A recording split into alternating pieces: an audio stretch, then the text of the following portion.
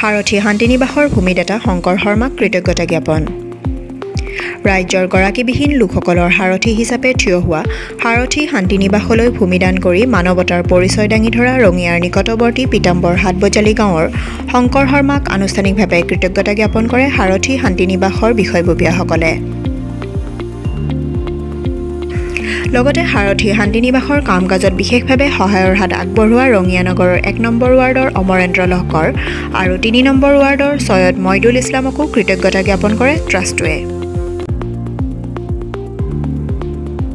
ৰঙিয়া পৌৰসভাৰ সভাকক্ষত আয়োজন কৰা সভাখনত আমন্ত্ৰিত অতিথি হিচাপে উপস্থিত থাকে অৱসৰপ্ৰাপ্ত বুৰঞ্জী অধ্যাপক তথা ৰাইজমেলৰ সম্পাদক প্ৰবীণ কলিতাৰ লগতে বহুকেইগৰাকী বিশিষ্ট ব্যক্তি।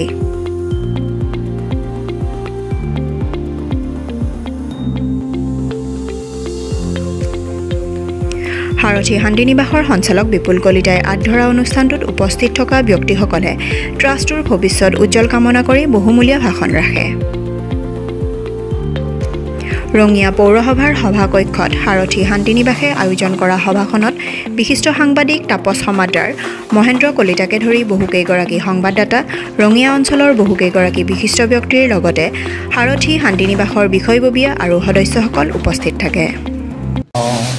আজি যি অনুষ্ঠান হ'ল সম্বৰ্ধনা অনুষ্ঠান মানে সাৰথী শান্তিনিবাসৰ সেইটো উত্তৰোত্তৰ কামনা কৰি মোৰ ভৱিষ্যত যাতে সফল হয় সেইকাৰণে এই বিহুৰ অলপ হিচাপে আমি আটাইকে ধন্যবাদ জনাইছোঁ।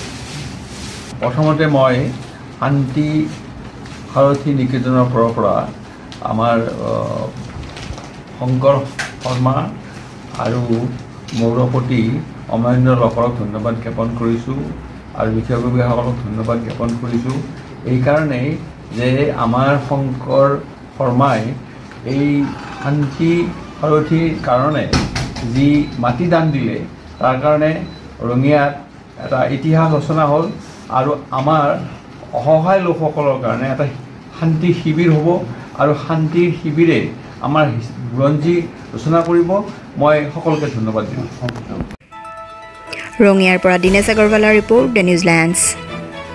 দ্য নিউজিলেণ্ডছ অবিৰত তথ্যানুসন্ধান আপোনাৰ সেৱাত খবৰ সন্ধান।